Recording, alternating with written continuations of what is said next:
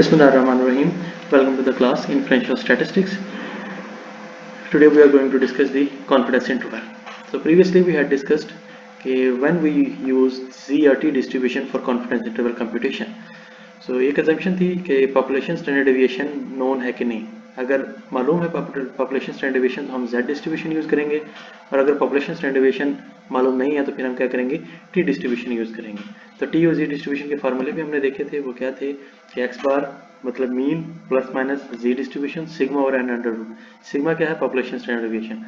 ये हमारे पास अवेलेबल है तो Z डिस्ट्रीब्यूशन लगाएंगे. अगर पॉपुलेशन स्टैंडर्ड डेविएशन गिवन नहीं है तो फिर हम पॉइंट एस्टिमेशन को यूज करते हुए सैंपल स्टैंडर्ड डेविएशन यूज करेंगे S, और Z डिस्ट्रीब्यूशन को रिप्लेस कर देंगे T डिस्ट्रीब्यूशन से. n क्या है हमारे पास, सैंपल साइज. तो हम एक एग्जांपल के थ्रू इसे सॉल्व करने की कोशिश करते हैं. तो confidence interval for mean using an T distribution example के थ्रू हम यूज करते हैं. एग्जांपल है जी, a tyre manufacturer wishes to investigate the tread life of its tyres. A sample of 10 tires driven 50,000 miles revealed a sample mean of 0.32 inches of tread remaining with the standard deviation of 0.09 inches. Construct a 95% confidence interval for the population mean. Would it be reasonable for the manufacturer to conclude that after 50,000 miles the population mean amount of tread remaining is 0.30 inches? तो उसने 10 एक tyre manufacturer है जी, वो ये देखना चाहता है कि 50,000 मील चलने के बाद उसका टायर कितना बच जाता है, उसका ट्रेड कितना बच जाता है. तो उसने 10 टायर्स लिए, उसकी जो है वो ट्रेड की डेप्थ को कैलकुलेट किया, जिसका मीन आया है 0.32 इंचेस और स्टैंडर्ड डेविएशन आया 0.09 इंचेस. वो हमसे रिक्वायर कर रहा है कि 95% कॉन्फिडेंस इंटरवल ड्रॉ करें और मुझे बताएं कि जो रिमेनिंग ट्रेड है वो एवरेज 0.32 इंचेस है कि नहीं.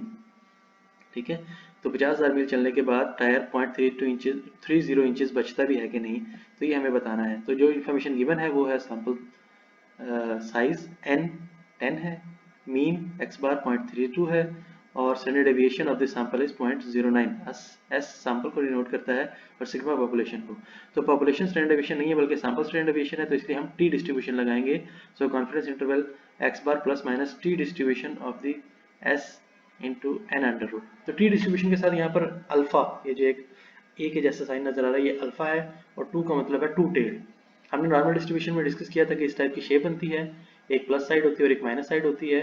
तो एक ये टेल है और एक ये टेल है. जब हमने प्लस माइनस यूज किया तो दोनों टेल्स को यूज कर रहे हैं, प्लस टेल भी और माइनस टेल भी, तो जैसे ये 2 टेल्ड हो गया है. तो अब अल्फा को 2 पे डिवाइड करेंगे तो 1 टेल्ड हो जाएगा, अदरवाइज अल्फा हमारे पास 2 टेल्ड होगा. अब अल्फा होता क्या है, अल्फा क्या है, लेवल ऑफ सिग्निफिकेंस. यहाँ पर गिवन है कॉन्फिडेंस लेवल 95%. तो हमें जो लेवल ऑफ सिग्निफिकेंस है वो लेवल ऑफ रिस्क होता है. तो कॉन्फिडेंस का अपोजिट क्या होता है, रिस्क. तो 100 में से 95% अगर कॉन्फिडेंस लेवल है तो रिस्क कितना होगा, जाहिर सी बात है 5. 100 में से 95 माइनस करें तो कितना बचता है, 5%. तो हमारा लेवल ऑफ सिग्निफिकेंस क्या है, 5%. डिग्री ऑफ फ्रीडम DF जो है उसका फार्मूला होता है n-1. ये जो n-1 लिखा है असल में है डिग्री ऑफ फ्रीडम. तो क्योंकि हम एक पॉपुलेशन को डिस्कस कर रहे हैं तो हम 1 माइनस कर रहे हैं. अगर दो पॉपुलेशन को डिस्कस करेंगे तो फर्स्ट पॉपुलेशन का sample size plus second population का सैंपल साइज -2 कर देते हैं, वो बात की बात है. लेकिन अभी हम एक पॉपुलेशन को डिस्कस कर रहे हैं तो n-1 आएगा. तो इस सूरत में हमारे पास सैंपल साइज क्या है, 10 -1 करेंगे तो 9. डिग्री ऑफ फ्रीडम हमारा क्या हो जाएगा, 9 हो जाएगा. सैंपल स्टैंडर्ड डेविएशन भी अवेलेबल है और सैंपल साइज भी अवेलेबल है, तो इसको हम कैलकुलेट करते हैं जी. तो जैसे भी हमने बात की थी कि हमें t की वैल्यू फाइंड आउट करनी है, तो उसके लिए हमें दो चीज़ें चाहिए, एक तो अल्फा और दूसरा डिग्री ऑफ फ्रीडम. तो ये t का टेबल है जी हमारे पास अवेलेबल, जिसमें कॉन्फिडेंस इंटरवल अवेलेबल है 95%. तो एक 2 tailed alpha, level of significance of 1 tailed, और level of significance of 2 tailed यहाँ पर अवेलेबल है. तो हमारा 2 टेल्ड अल्फा क्या है, 0.05, और जब 2 पे डिवाइड कर देंगे उसको तो वो आ जाएगा 0.025. 1 टेल्ड क्या है, 0.025. तो एक ही कॉलम बनता है ये. ठीक है, और डिग्री ऑफ फ्रीडम हमने कैलकुलेट किया 10 - 9 9. तो डिग्री ऑफ फ्रीडम की जो रो है 9, तो 9 नंबर रो और 95% वाला कॉलम पे जो क्रॉस में वैल्यू बनती है दैट इज 2.262. ये हमारी टी की वैल्यू बनती है जी. टी की वैल्यू 1 टेल 0.025 और 9 डिग्री ऑफ फ्रीडम पे 2.262 बन रही है. बाकी सैंपल जो है वो मीन कैलकुलेट करके दिया हुआ था 0.32, सैंपल स्टैंडर्ड डेविएशन 0.09 गिवन था और सैंपल साइज 10 गिवन था. तो इसको हम सॉल्व करते हैं तो उसके बाद हमारे पास वैल्यू आ जाती है 0.064. इस पोर्शन को जब सॉल्व करेंगे तो इसको एक मरतबा हम मीन में ऐड कर देंगे और एक मरतबा सब्ट्रैक्ट करेंगे. तो इसको जब ऐड करेंगे तो वैल्यू बनते हैं 0.384 और सब्ट्रैक्ट करते हैं तो वैल्यू बनती है 0.256. तो मीन ऑफ द पॉपुलेशन कि 50,000 मील चलने के बाद टायर की जो एवरेज डेप्थ आ रही है वो 0.25 इंचेस से लेकर 0.38 इंचेस के दरमियान आ रही है। तो जो मैन्युफैक्चरर था उसने क्लेम क्या किया था कि 0.30 इंचेस आती है कि नहीं, तो 30 इन दोनों के दरमियान आता है, 0.25 और 0.38 के दरमियान कहीं पर आएगा 0.30, तो मैन्युफैक्चरर ठीक कह रहा था। तो कंक्लूड हम करते हैं, the manufacturer can be reasonably sure 95% that the mean remaining tread depth is between 0.256 inches and 0.384 inches।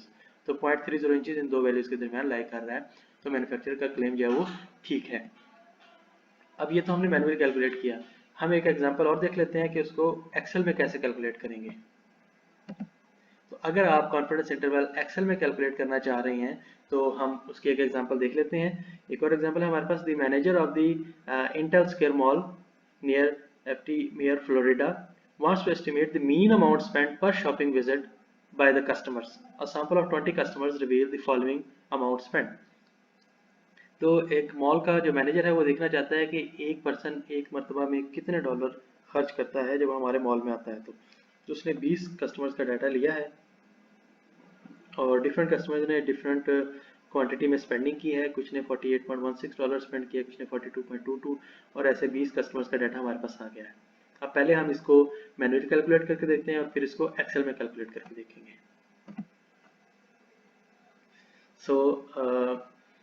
ये हमारे पास कैलकुलेशंस कुछ आ गई हैं जी। क्योंकि हमारे पास हमने सिग्मा जो है वो अननोन है तो हमें टी डिस्ट्रीब्यूशन अप्लाई करनी पड़ेगी। तो फार्मूला होगा हमारे पास x bar plus minus t alpha over 2 n minus 1 s over n under root. क्योंकि हमने डिस्कस किया था जी एन माइनस 1 क्या है, डिग्री ऑफ फ्रीडम, और अल्फा जो है वो लेवल ऑफ सिग्निफिकेंस है। टू टेल हमारे पास लेवल ऑफ सिग्निफिकेंस जो है वो 0.05 आएगा क्योंकि 95% पे हमें कैलकुलेट करना है।